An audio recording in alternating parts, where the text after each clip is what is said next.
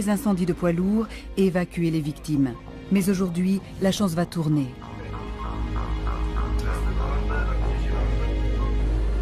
Il est 10h46.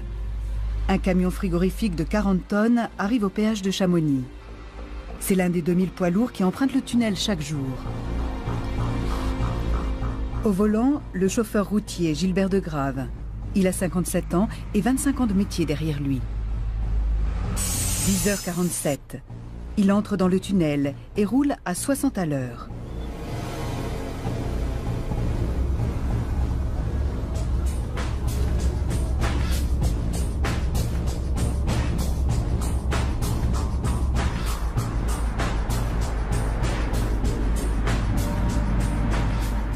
Dans son Volvo réfrigéré, il transporte 9 tonnes de margarine et 12 tonnes de farine destinées à une usine alimentaire de Milan.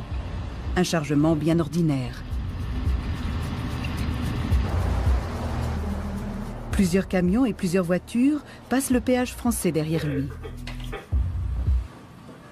Comme d'habitude, 40 caméras en circuit fermé suivent la progression de tous les véhicules. 10h49. Gilbert Degrave roule dans le tunnel depuis 2 minutes. Ni lui, ni les caméras de surveillance n'ont encore décelé le danger. Pourtant, une fumée blanche s'échappe de l'arrière de sa cabine. Le camion est à plus de 2400 mètres sous terre et à plus de 2 km de l'entrée du tunnel. Le chauffeur ne se doute encore de rien. Il roule. 10h50. La fumée s'épaissit.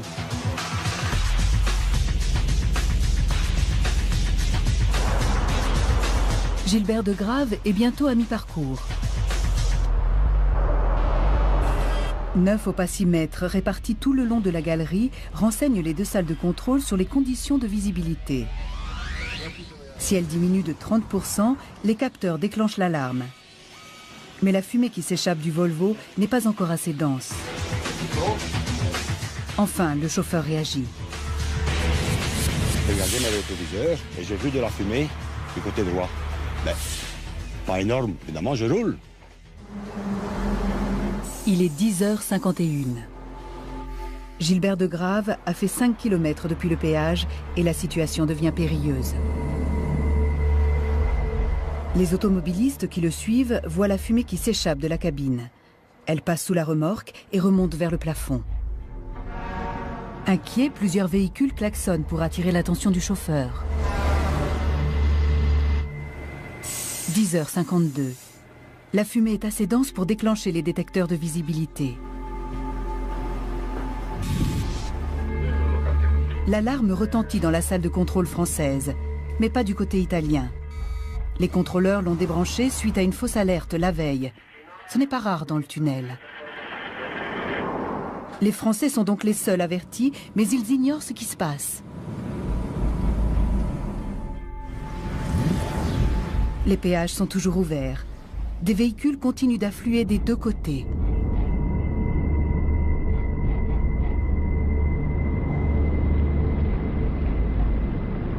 Gilbert Degrave prend peur. J'ai mis mes feux de position de détresse pour prévenir derrière qu'il y a un problème, pour éviter un incident, bien sûr. Je me suis arrêté tout doucement. Il est 10h53. Il immobilise son camion au kilomètre 6, au beau milieu du tunnel du Mont Blanc. J'ai voulu prendre l'extincteur, mais je n'ai plus. Aussitôt, un embouteillage se forme derrière lui. Occasion parce que ça a éclaté en feu, toute la cabine. Soudain, la cabine explose.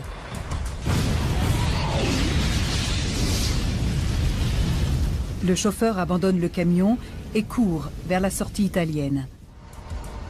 La voiture de Nicola Borghi approche sur l'autre voie.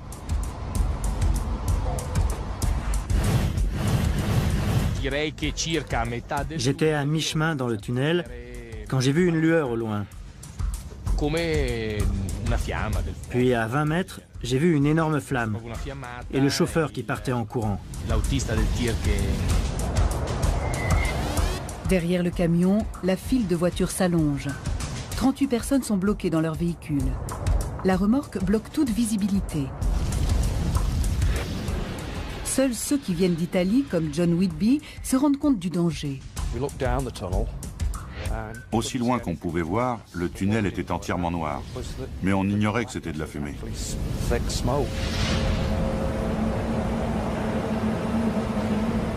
Et cette fumée engloutit rapidement les véhicules coincés derrière le camion en feu.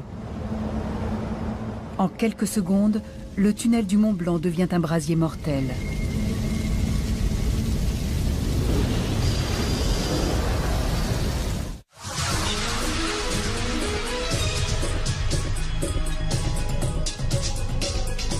Pourtant, la file de véhicules qui arrivent de France continue de s'allonger.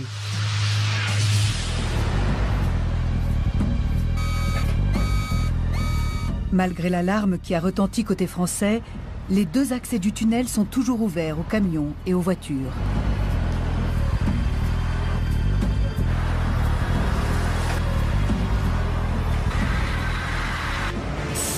« 10h54.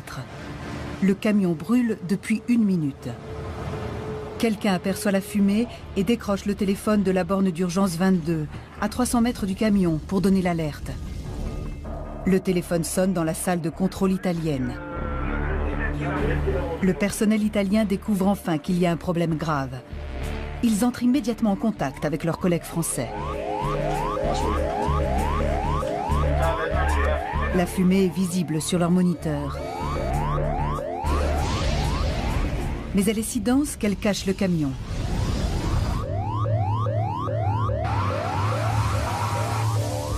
Prenant conscience du danger, ils ferment enfin les péages du tunnel. Mais pour les 38 passagers des 25 véhicules qui ont passé le péage de Chamonix, il est déjà trop tard. Ils roulent vers le danger.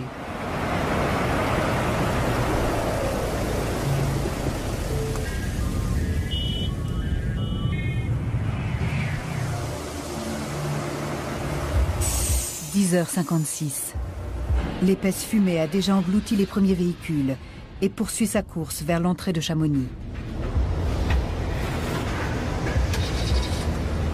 Devant le camion en flammes en direction de l'Italie, la fumée s'étend plus lentement, donnant le temps à Nicola Borghi de réagir.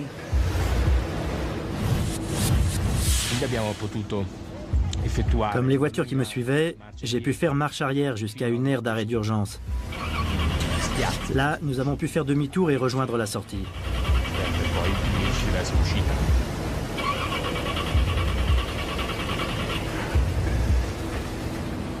Dans la salle de contrôle italienne, voyant les véhicules en fuite, le régulateur pompe de l'air frais dans le tunnel. L'afflux d'air frais souffle vers le côté français et vers l'incendie. Et lorsque l'on souffle de l'air sur des flammes, le résultat est explosif.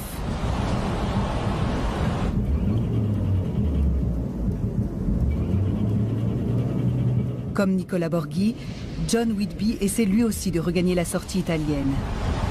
Il s'est arrêté à 300 mètres de l'incendie.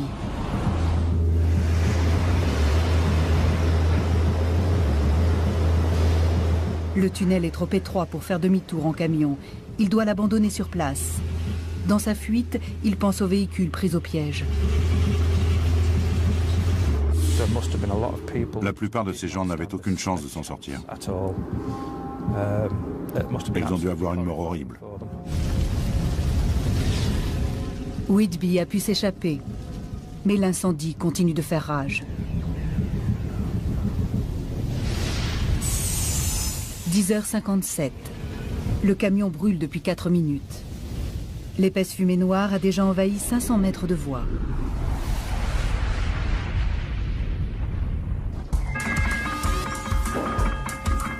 L'équipe d'intervention française vient d'être alertée. 4 hommes reçoivent l'ordre de foncer vers le tunnel. 10h58. Le mur de fumée voile les objectifs des caméras de surveillance.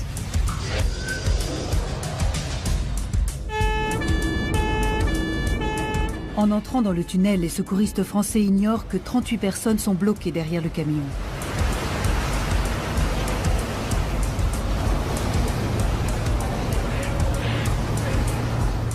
Pour les conducteurs, la situation est terrifiante. Ils sont dans l'obscurité totale. Pris de panique, certains tentent de faire demi-tour. Mais le manque d'oxygène asphyxie les moteurs.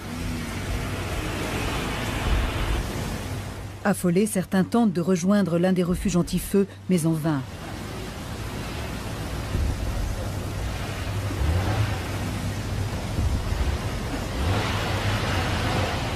C'est un vrai cauchemar.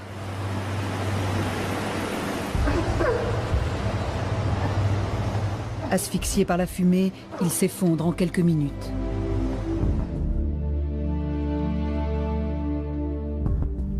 Il est 11 heures.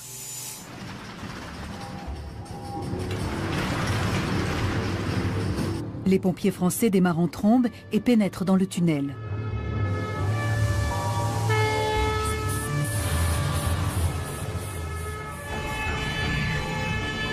« 4 kilomètres plus loin, leur véhicule est noyé dans la fumée.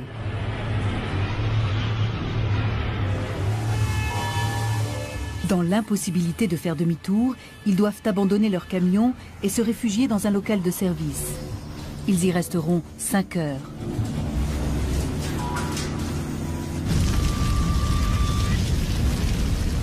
Aucune équipe de secours n'a pu encore atteindre le camion en flammes. Enfin, les premiers secouristes italiens s'engagent sous la voûte. De leur côté, la fumée progresse moins vite. John Whitby les croise en s'éloignant de son véhicule. Le hurlement des sirènes a retenti dans le tunnel. Ils nous ont dépassés et ont disparu dans le noir. Littéralement engloutis par la fumée. Les Italiens arrêtent leur camion à 300 mètres du feu. L'un des volontaires est à moins de 10 mètres quand un nouveau danger les oblige tous à battre en retraite. Il y a eu 6 explosions quasiment simultanées. Des explosions très rapprochées, très puissantes. Ce sont les pneus de véhicules qui explosent, projetant des éclats mortels.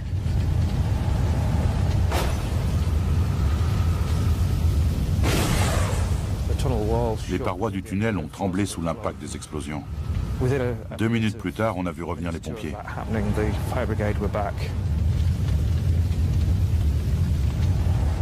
En se repliant, les secouristes évacuent John Whitby et d'autres victimes, dont Gilbert Degrave.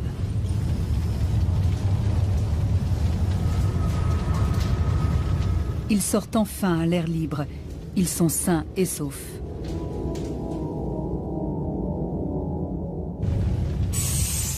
« 11h11.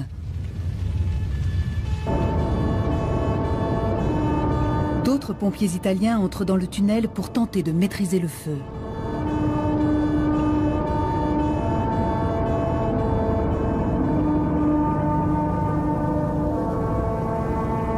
À leur tête, le capitaine Dionigi Glare.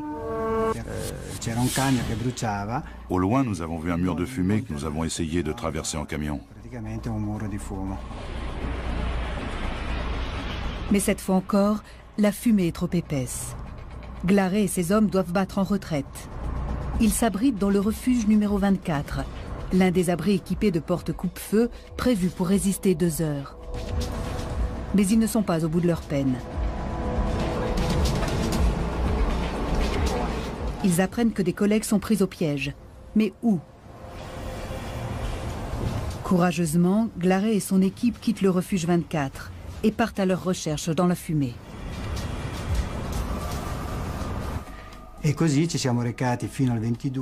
Nous avancions dans le tunnel en gardant une main sur le mur pour ne pas nous perdre dans la fumée.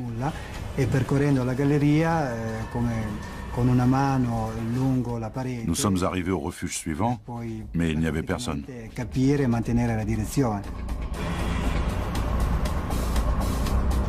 La situation s'aggrave.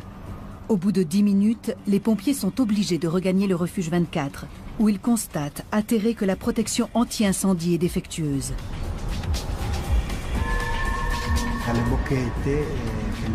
Nous avons vu de la fumée entrer par les grilles de ventilation qui étaient censées alimenter le refuge en air frais. Leurs réserves d'oxygène sont presque épuisées. Ils commencent à manquer d'air. Depuis la salle de contrôle, le directeur des opérations de secours signale aux pompiers l'existence d'une galerie d'aération qui pourrait leur permettre de sortir du piège. Reste à trouver la porte d'entrée dans le noir. Pour atteindre cette porte, nous avons dû nous servir d'une rallonge électrique que nous avons attachée à la porte du refuge avant de partir à la recherche de l'autre porte. Parallèlement, d'autres pompiers italiens se précipitent dans la galerie d'aération pour essayer d'ouvrir la porte de l'autre côté.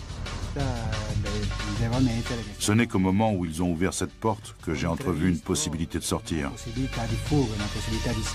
C'était mon seul salut, et celui de toute l'équipe. Rejoints par leurs collègues, le capitaine Glaret et ses hommes mettront 3 heures à sortir du tunnel par la galerie d'aération.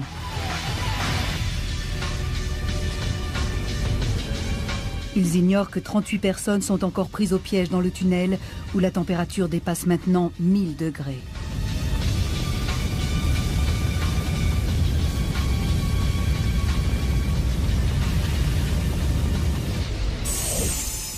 « 11h30. L'incendie fait rage depuis 37 minutes et la fumée meurtrière obstrue 6 km jusqu'à l'entrée de Chamonix.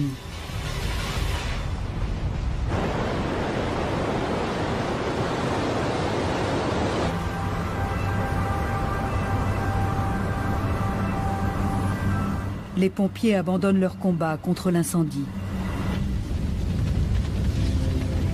Personne ne pourra plus sortir vivant du brasier. L'incendie continuera ses ravages pendant 2 jours et demi.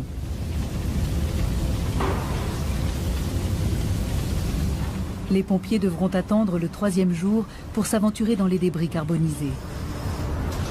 Horrifiés, ils découvrent les restes des victimes. Ces images révèlent l'ampleur du drame. Les survivants, comme Nicola Borghi, sont atterrés par la violence du brasier.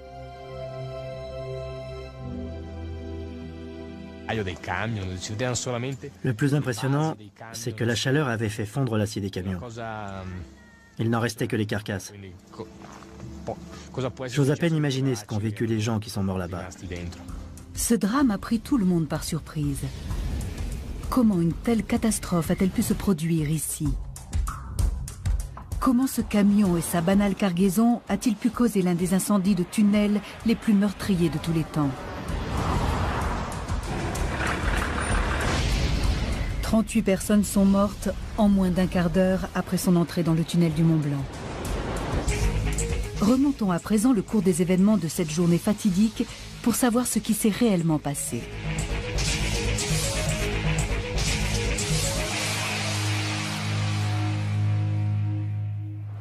La simulation numérique va se substituer aux caméras impuissantes pour nous mener au cœur du drame. Grâce aux données réunies par les experts missionnés pour enquêter sur l'incendie, nous allons reconstituer chaque étape pour comprendre l'origine de cette horrible tragédie.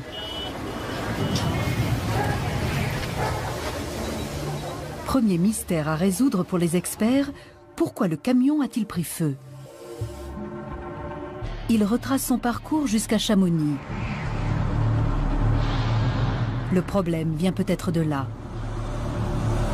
Les poids lourds surchauffent souvent pendant la longue montée jusqu'au tunnel. Les enquêteurs examinent les restes du Volvo. Le moteur FH12 aurait-il eu une défaillance? Après une longue série de tests, ils ne trouvent aucune preuve flagrante de surchauffe. Puis enfin, un indice. Dans le moteur, ils découvrent des particules laissant supposer que le filtre à air a brûlé avant le reste du véhicule. Mais comment le filtre à air a-t-il pris feu? Réponse possible. Un mégot jeté d'un véhicule à contresens pourrait avoir été aspiré dans la prise d'air au-dessus de la cabine. Il aurait pu glisser jusqu'au filtre, qui aurait alors pris feu. Les particules auraient ensuite atteint le moteur et déclenché l'incendie. L'hypothèse est plausible. Les enquêteurs essaient de la vérifier lors d'une expérience en conditions similaires. Ils n'en tirent aucune preuve tangible, mais le test montre qu'un mégot jeté dans le filtre à air peut déclencher un incendie. Mais cet incendie n'aurait pas pu à lui seul entraîner une catastrophe aussi terrible que celle du Mont Blanc. Alors comment ce feu mineur s'est-il transformé en brasier infernal ?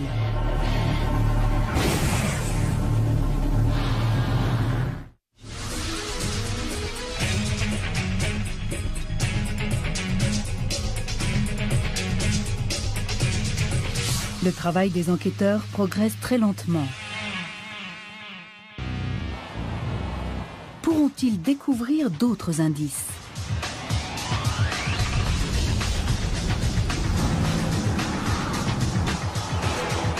Chaque piste doit être minutieusement vérifiée.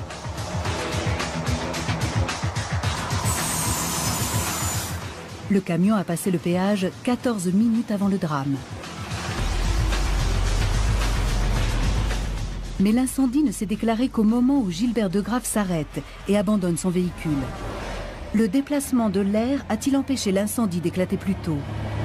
Selon les experts, les poids lourds prennent feu plus facilement lorsqu'ils ralentissent ou s'arrêtent, car le feu se nourrit alors de l'afflux d'oxygène. Edwin Galea, expert en incendie. On a l'exemple d'un autobus qui a pris feu dans un tunnel. Le chauffeur a poursuivi sa route. Il est sorti du tunnel et a évacué les passagers. Le bus n'a explosé qu'après. Si Gilbert Degrave avait continué à rouler, il aurait peut-être réussi à sortir avant que le camion ne s'embrase. Mais il ne l'a pas fait. 7 minutes avant la catastrophe, il s'est arrêté au milieu du tunnel. Le camion a pris feu 2 secondes plus tard. Mais pourquoi le feu s'est-il propagé aussi vite ? Sous la remorque réfrigérée tout près du moteur se trouvent les réservoirs de diesel.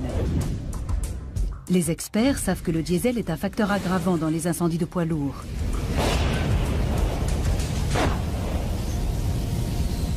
Le feu a-t-il été alimenté par le carburant ? Didier Lacroix a expertisé des centaines d'incendies de tunnels.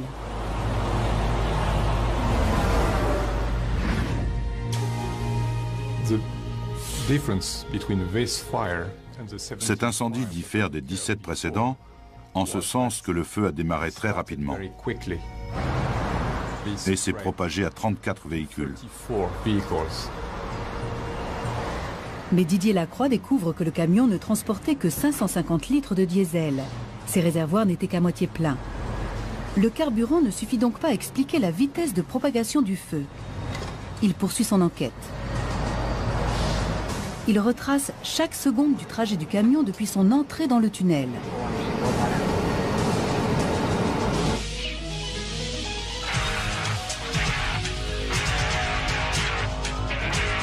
Son équipe s'intéresse au contenu de la remorque. Une cargaison en apparence inoffensive. Ni la margarine ni la farine ne sont en effet considérées comme des matières dangereuses.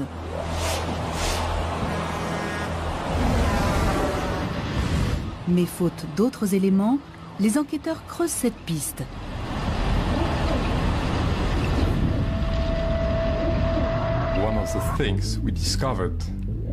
Nous avons découvert que des produits qui ne sont pas officiellement classés comme dangereux peuvent être à l'origine d'incendies très graves.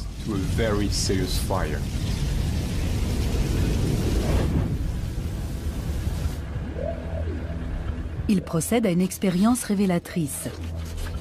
Avant d'y mettre le feu, les hommes entassent 1 tonne de margarine qu'ils enveloppent de plaques de polystyrène, le matériau isolant qui tapissait la remorque. En 2 minutes, l'association margarine plus polystyrène se révèle être un duo très inflammable. Les camions réfrigérés contiennent du polyuréthane. Celui-ci produit énormément de chaleur en brûlant et il s'enflamme très vite. En fondant, la margarine donne une matière huileuse qui brûle aussi très vite en dégageant une chaleur intense. La margarine possède un grand pouvoir de combustion. À l'état liquide, elle est presque aussi dangereuse que l'essence. Cette expérience a montré le danger de certains produits à l'air libre. Mais les experts savent que sous un tunnel, le danger est plus grand car la chaleur d'un incendie s'évacue mal dans cet environnement confiné. Pour en savoir plus, les enquêteurs organisent des tests grandeur nature dans un tunnel routier désaffecté en Norvège. Les hommes mettent le feu à des remorques afin de mesurer la chaleur que produisent des incendies de camions chargés de cartons et de meubles. Ces tests ont produit les plus hautes températures jamais enregistrées lors de simulations d'incendies de tunnels. La margarine serait-elle encore plus inflammable? D'après les enquêteurs, cette cargaison pourrait avoir libéré une chaleur encore plus élevée que les cartons. L'ampleur de l'incendie du 24 mars 1999 a surpris tout le monde, même l'expert du tunnel du Mont Blanc, Jean Martinetti. D'après les experts, on a dépassé les 1200 degrés, ce qui veut dire qu'aucun matériau ne peut résister, tout a fondu. La chaussée a fondu, le béton a fondu.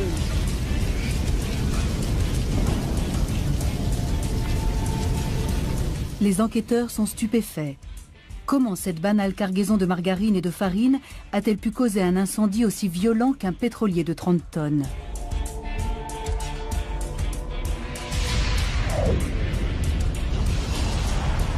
« 14 poids lourds s'entassaient sur 800 mètres derrière le camion en feu. Aurait-il alimenté l'incendie?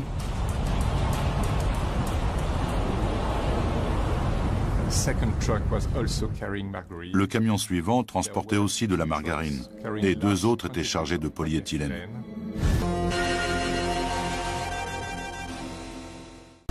Le pouvoir de combustion conjugué de ces camions a certainement amplifié le désastre.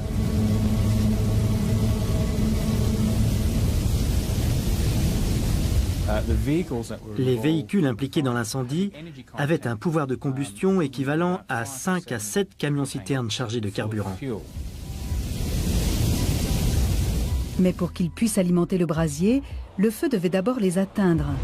Comment cela s'est-il produit? Les enquêteurs proposent 3 réponses. Sous la voûte confinée du tunnel, la chaleur et les gaz émis par l'incendie étaient peut-être assez puissants pour embraser les véhicules bloqués loin derrière.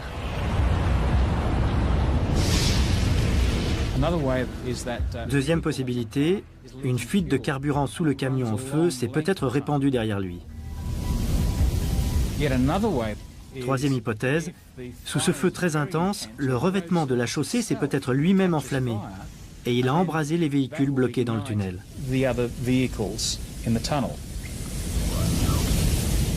Rien n'a permis aux enquêteurs de choisir entre ces 3 hypothèses. Mais ils ont fait une autre découverte. Les victimes n'ont pas brûlé vives.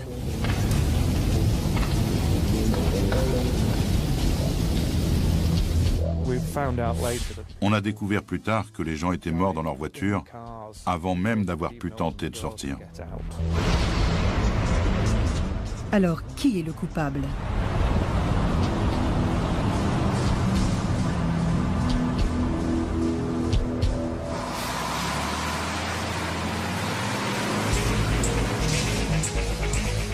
Reprenons. Le camion surchauffé entre dans le tunnel. Le conducteur s'arrête et la remorque explose.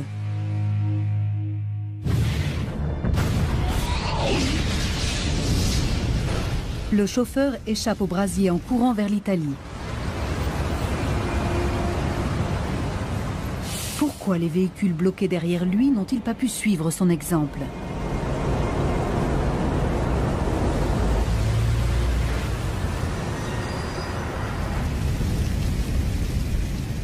Les enquêteurs se concentrent sur la fumée de l'incendie.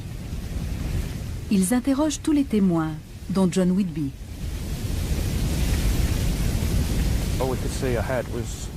Devant nous, tout était noir. À 200 mètres de l'endroit où on était arrêté, c'était l'obscurité totale. On a supposé que c'était une panne d'éclairage, mais en fait, c'était la fumée de l'incendie. 7 minutes avant le drame.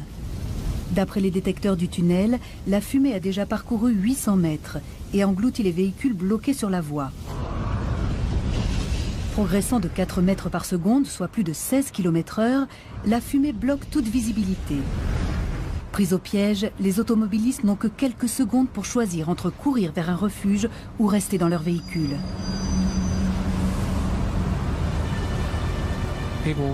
Les gens se sont sans doute crus en sécurité dans leur voiture. Ils ont dû se dire que la fumée n'était pas très dangereuse, que l'incendie allait être maîtrisé et qu'il valait mieux ne pas sortir.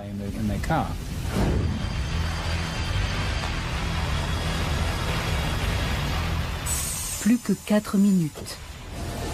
Dans la fumée, 4 automobilistes tentent de faire demi-tour. Le tunnel est assez large, alors pourquoi ne sortent-ils pas ?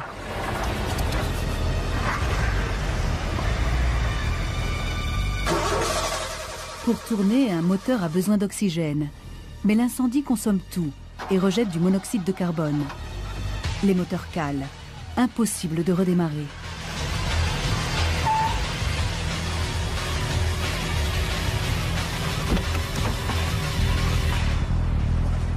Ceux qui abandonnent leur voiture et tentent de rejoindre un abri sont terrassés par les gaz toxiques en quelques secondes.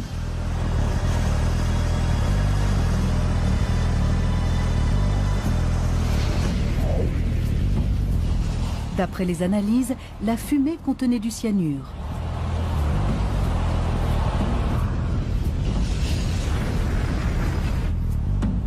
La vitesse de propagation de la fumée n'a laissé aucune chance aux automobilistes pris au piège. Même le coureur le mieux entraîné n'aurait pas pu y échapper.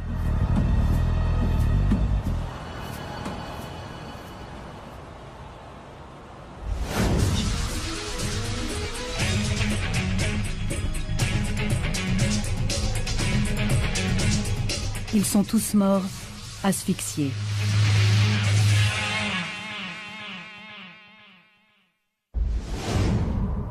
Reste maintenant à comprendre pourquoi le mur de fumée mortelle s'est dirigé vers la France, alors qu'en temps normal, sous le tunnel du Mont Blanc, les flux d'air se font de France vers l'Italie. La météo a joué un rôle capital dans ce drame. Le jour de l'incendie, la météo présentait une particularité qui ne se produit que 20 jours par an environ. Le vent soufflait de l'Italie vers la France. La fumée a donc été poussée vers la sortie française.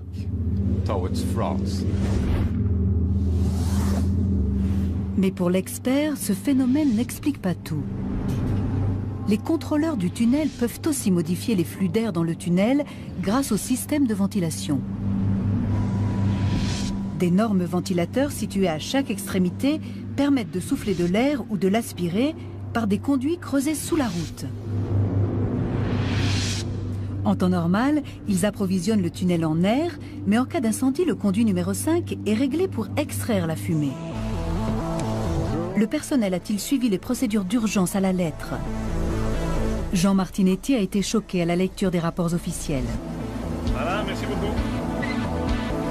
Quand il y a eu l'incendie, les côtés italiens, d'après les rapports, les Italiens, le régulateur italien, a soufflé de l'air frais au lieu de l'aspirer. Voyant des automobilistes faire demi-tour, le régulateur italien a ajusté la ventilation et soufflé de l'air frais pour faciliter leur fuite.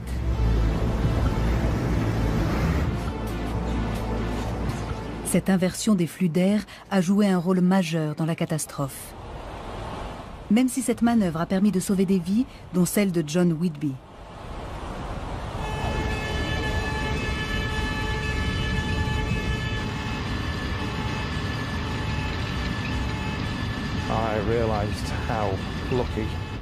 J'ai eu beaucoup de chance.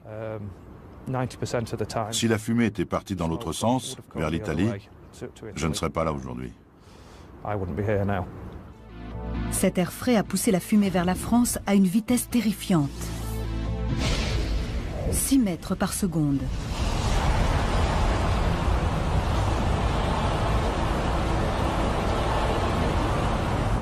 C'est-à-dire du côté français. Hein. Toute la moitié du tunnel côté français était envahie par la fumée en une grosse demi-heure.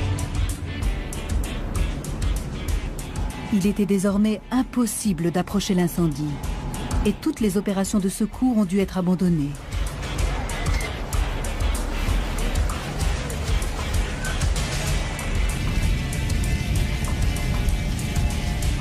Les enquêteurs poursuivent leurs investigations.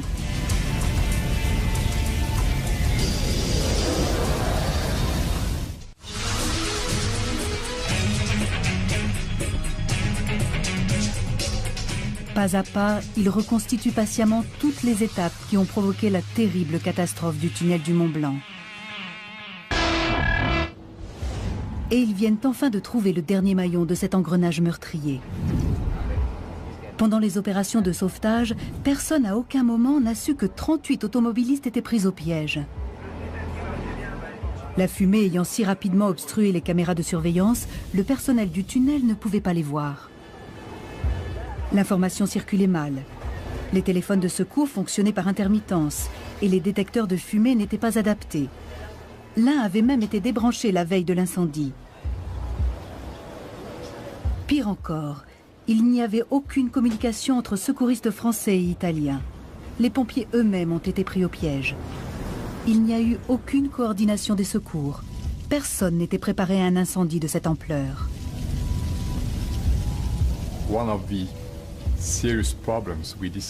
Pendant l'enquête, nous avons découvert qu'en 34 ans, depuis l'ouverture du tunnel, un seul et unique exercice d'évacuation avait été organisé avec les brigades de pompiers. Voilà peut-être pourquoi les pompiers italiens, sous les ordres du capitaine Glaret, ont dû attendre 3 heures avant de pouvoir être évacués par la galerie d'aération.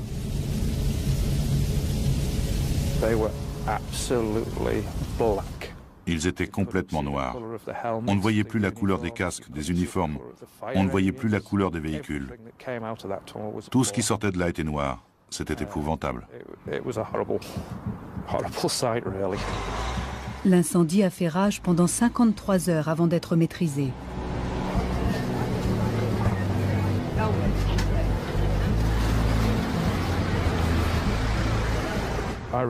J'espère qu'ils prendront des mesures pour améliorer la sécurité.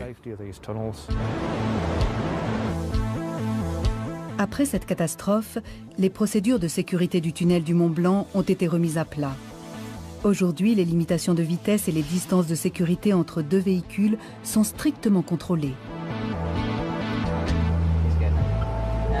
C'était le 18e incendie provoqué par un camion dans le tunnel du Mont Blanc. Aujourd'hui, côté français et côté italien, tous les poids lourds doivent passer sous un portique de détection thermique qui interdit l'accès du tunnel aux camions en surchauffe. Les responsables ont redoublé d'efforts pour corriger les erreurs passées.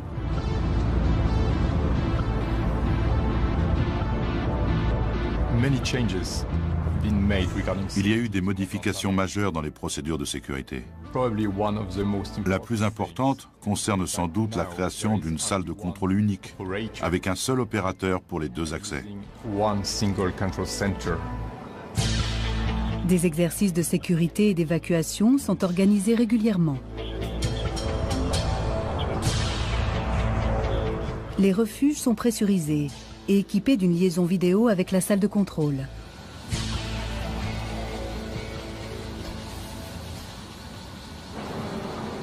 Un escalier de secours relie directement chaque abri à la galerie d'évacuation située sous la route.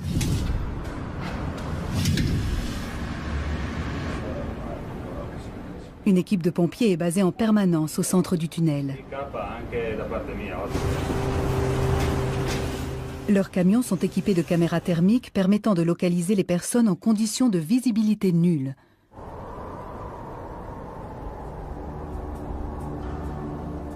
Les mesures prises après le drame du 24 mars 1999 permettront à l'avenir de sauver des vies.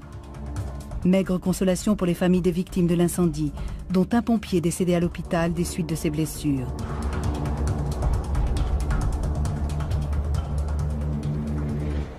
Xavier Chantelot ne sera plus jamais le même. J'ai perdu ma belle-mère, sa fille, la sœur de ma femme, et également le fiancé de celle-ci qui venait juste de passer une dizaine de jours de vacances chez moi. Les parents des victimes, comme Xavier, sont toujours hantés par l'horreur des derniers instants qui ont précédé le décès de leurs proches.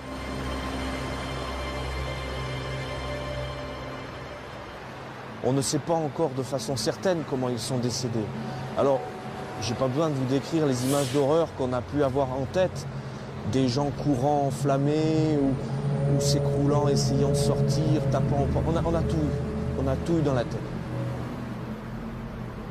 L'enquête a permis de démêler les chevaux des circonstances qui ont conduit à l'horrible catastrophe du tunnel du Mont Blanc. Ce jour-là, un camion Volvo blanc passe le péage. Un feu sous la cabine produit une traînée de fumée blanche. Le camion s'arrête, ce regain d'oxygène attise le feu, le moteur explose.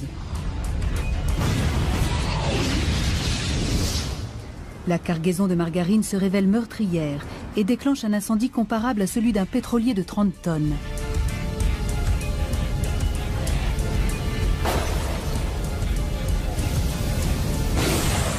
Conjuguée au vent soufflant d'Italie, la mauvaise utilisation du système de ventilation du tunnel crée un mur de fumée qui engloutit rapidement 38 automobilistes pris au piège.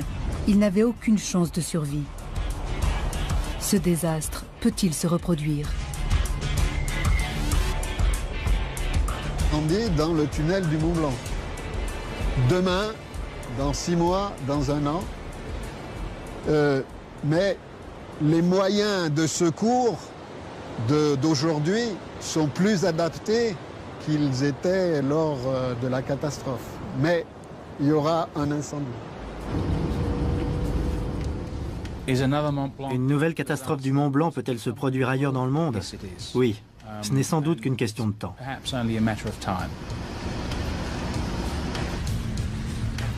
En attendant la prochaine catastrophe, des millions d'automobilistes continuent d'emprunter les tunnels routiers tous les jours, en toute sécurité. C'est italien. Avant ce 24 mars, le tunnel n'avait déploré aucun accident grave. Jusqu'ici, les secours avaient pu maîtriser tous les incendies de poids lourds et évacuer les victimes. Mais aujourd'hui, la chance va tourner.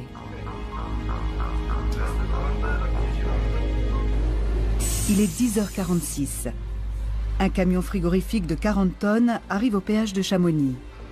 C'est l'un des 2000 poids lourds qui empruntent le tunnel chaque jour. Au volant, le chauffeur routier Gilbert Degrave. Il a 57 ans et 25 ans de métier derrière lui. 10h47. Il entre dans le tunnel et roule à 60 à l'heure.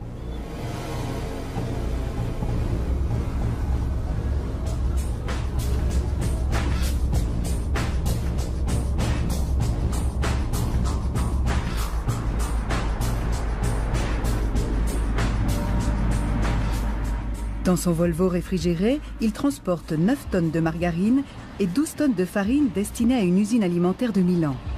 Un chargement bien ordinaire.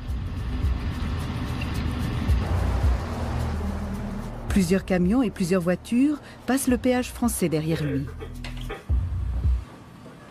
Comme d'habitude, 40 caméras en circuit fermé suivent la progression de tous les véhicules.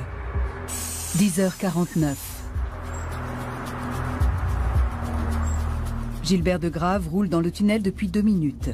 Ni lui, ni les caméras de surveillance n'ont encore décelé le danger. Pourtant, une fumée blanche s'échappe de l'arrière de sa cabine. Le camion est à plus de 2400 mètres sous terre et à plus de 2 km de l'entrée du tunnel. Le chauffeur ne se doute encore de rien. Il roule. 10h50. La fumée s'épaissit.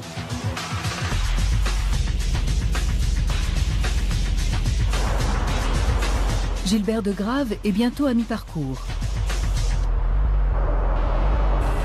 9 opacimètres répartis tout le long de la galerie renseignent les 2 salles de contrôle sur les conditions de visibilité. Si elle diminue de 30%, les capteurs déclenchent l'alarme. Mais la fumée qui s'échappe du Volvo n'est pas encore assez dense. Enfin, le chauffeur réagit.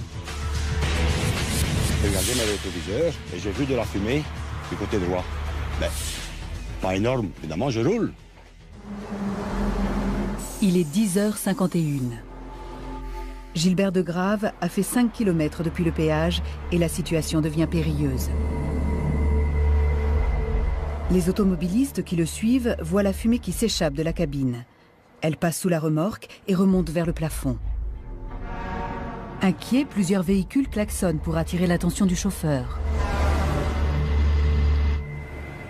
10h52. La fumée est assez dense pour déclencher les détecteurs de visibilité. L'alarme retentit dans la salle de contrôle française, mais pas du côté italien. Les contrôleurs l'ont débranché suite à une fausse alerte la veille. Ce n'est pas rare dans le tunnel. Les Français sont donc les seuls avertis, mais ils ignorent ce qui se passe. Les péages sont toujours ouverts. Des véhicules continuent d'affluer des deux côtés.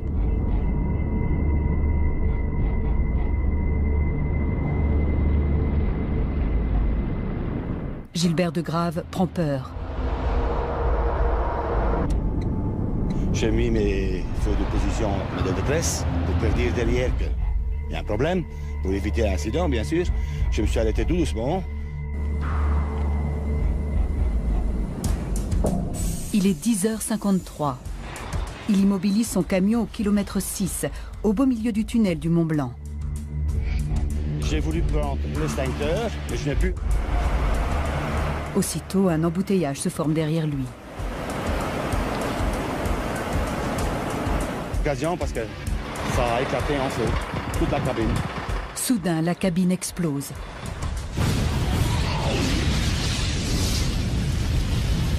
Le chauffeur abandonne le camion et court vers la sortie italienne. La voiture de Nicola Borghi approche sur l'autre voie.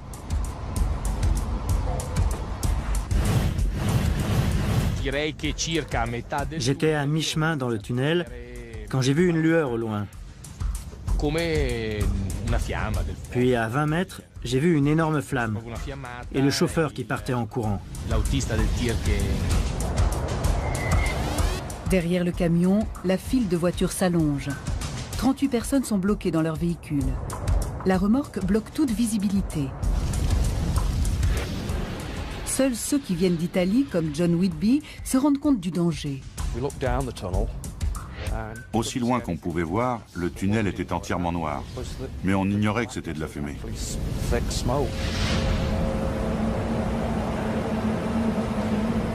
Et cette fumée engloutit rapidement les véhicules coincés derrière le camion en feu.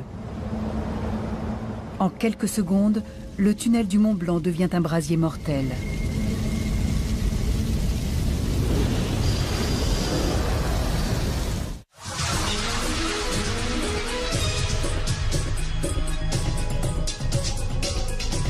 Pourtant, la file de véhicules qui arrivent de France continue de s'allonger.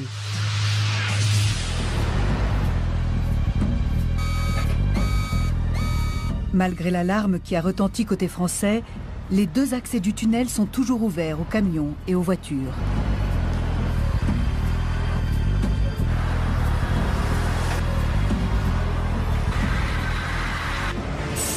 « 10h54. Le camion brûle depuis 1 minute. Quelqu'un aperçoit la fumée et décroche le téléphone de la borne d'urgence 22, à 300 mètres du camion, pour donner l'alerte. Le téléphone sonne dans la salle de contrôle italienne. Le personnel italien découvre enfin qu'il y a un problème grave. Ils entrent immédiatement en contact avec leurs collègues français. La fumée est visible sur leur moniteur. Mais elle est si dense qu'elle cache le camion.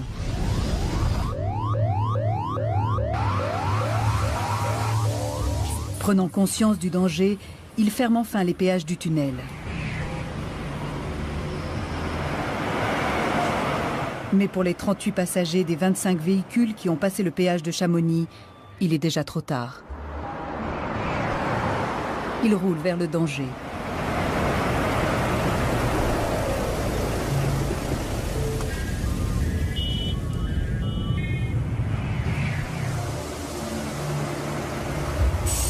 « 10h56. L'épaisse fumée a déjà englouti les premiers véhicules et poursuit sa course vers l'entrée de Chamonix. Devant le camion en flammes en direction de l'Italie, la fumée s'étend plus lentement, donnant le temps à Nicola Borghi de réagir.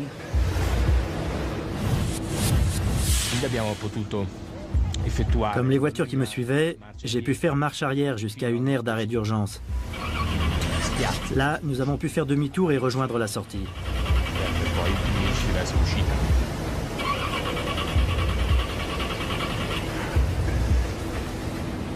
Dans la salle de contrôle italienne, voyant les véhicules en fuite, le régulateur pompe de l'air frais dans le tunnel. L'afflux d'air frais souffle vers le côté français et vers l'incendie. Et lorsque l'on souffle de l'air sur des flammes, le résultat est explosif.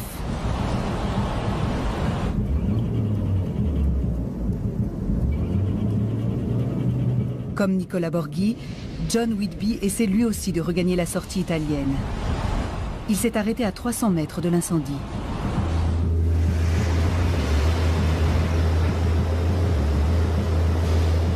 Le tunnel est trop étroit pour faire demi-tour en camion. Il doit l'abandonner sur place. Dans sa fuite, il pense aux véhicules pris au piège. La plupart de ces gens n'avaient aucune chance de s'en sortir.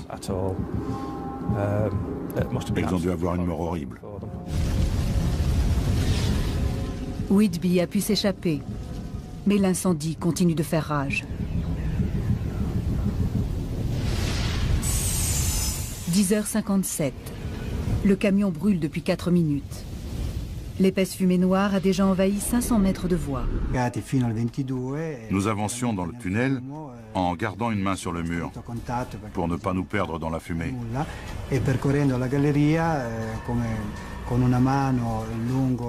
Nous sommes arrivés au refuge suivant, mais il n'y avait personne.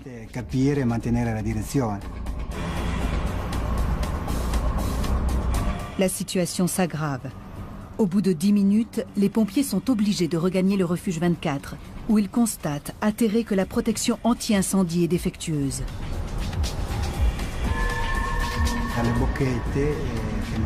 Nous avons vu de la fumée entrer par les grilles de ventilation qui étaient censées alimenter le refuge en air frais. Leurs réserves d'oxygène sont presque épuisées. Ils commencent à manquer d'air. Depuis la salle de contrôle, le directeur des opérations de secours signale aux pompiers l'existence d'une galerie d'aération qui pourrait leur permettre de sortir du piège. Reste à trouver la porte d'entrée dans le noir. Pour atteindre cette porte, nous avons dû nous servir d'une rallonge électrique que nous avons attachée à la porte du refuge avant de partir à la recherche de l'autre porte. Parallèlement, d'autres pompiers italiens se précipitent dans la galerie d'aération pour essayer d'ouvrir la porte de l'autre côté. Ce n'est qu'au moment où ils ont ouvert cette porte que j'ai entrevu une possibilité de sortir. C'était mon seul salut et celui de toute l'équipe. Rejoints par leurs collègues, le capitaine Glaret et ses hommes mettront 3 heures à sortir du tunnel par la galerie d'aération.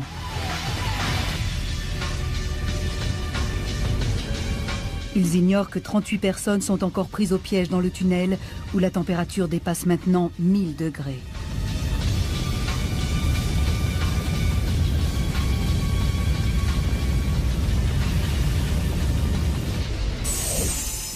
« 11h30. L'incendie fait rage depuis 37 minutes et la fumée meurtrière obstrue 6 km jusqu'à l'entrée de Chamonix.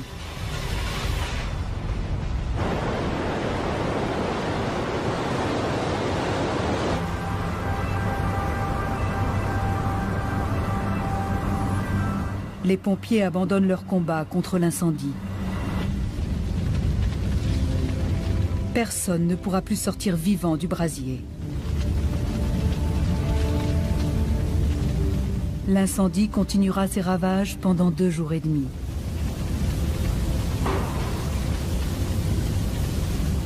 Les pompiers devront attendre le 3e jour pour s'aventurer dans les débris carbonisés. Horrifiés, ils découvrent les restes des victimes. Ces images révèlent l'ampleur du drame. Les survivants, comme Nicolas Borghi, sont atterrés par la violence du brasier.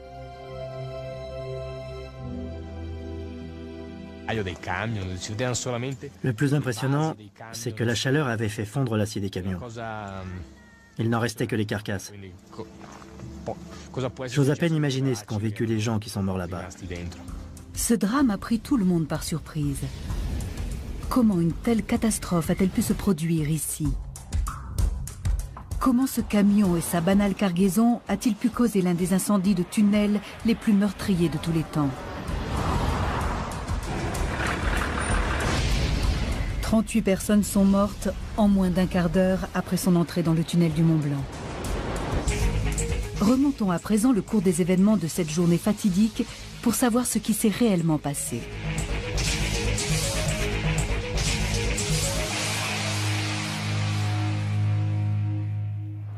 La simulation numérique va se substituer aux caméras impuissantes pour nous mener au cœur du drame.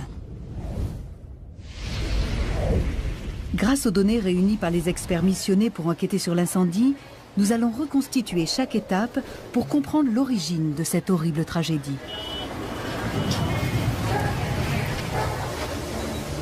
Premier mystère à résoudre pour les experts, pourquoi le camion a-t-il pris feu? Il retrace son parcours jusqu'à Chamonix.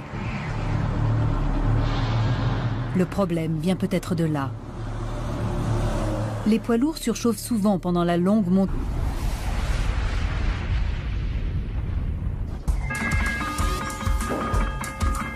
L'équipe d'intervention française vient d'être alertée. 4 hommes reçoivent l'ordre de foncer vers le tunnel. 10h58. Le mur de fumée voile les objectifs des caméras de surveillance.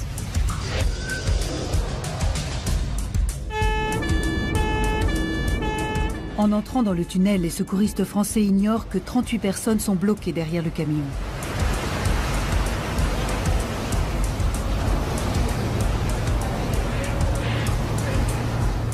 Pour les conducteurs, la situation est terrifiante.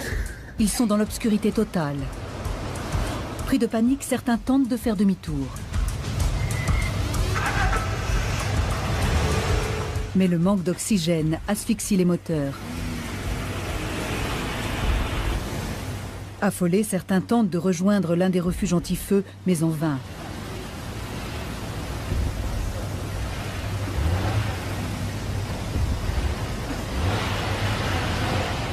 C'est un vrai cauchemar.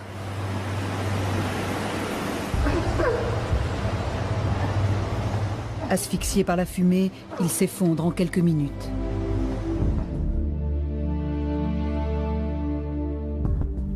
Il est 11 heures.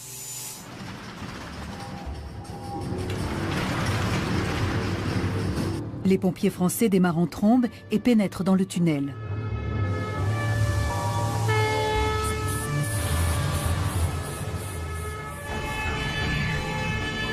« 4 kilomètres plus loin, leur véhicule est noyé dans la fumée.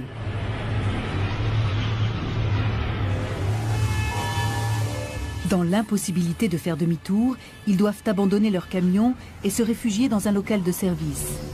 Ils y resteront 5 heures.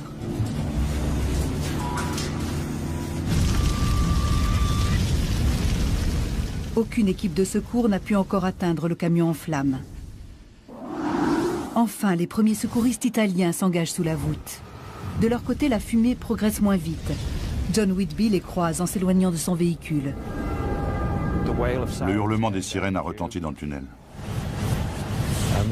Ils nous ont dépassés et ont disparu dans le noir. Littéralement engloutis par la fumée. Les Italiens arrêtent leur camion à 300 mètres du feu. L'un des volontaires est à moins de 10 mètres quand un nouveau danger les oblige tous à battre en retraite. Il y a eu 6 explosions quasiment simultanées. Des explosions très rapprochées, très puissantes. Ce sont les pneus de véhicules qui explosent, projetant des éclats mortels.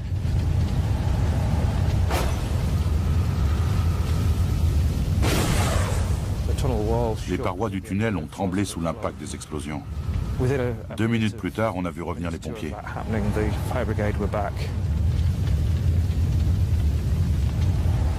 En se repliant, les secouristes évacuent John Whitby et d'autres victimes, dont Gilbert de Grave.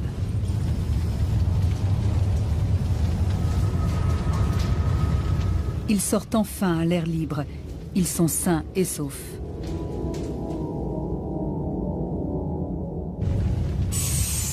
« 11h11.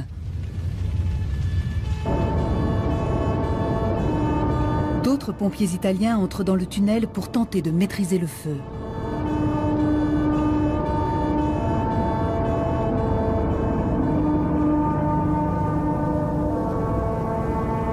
À leur tête, le capitaine Dionigi Glare.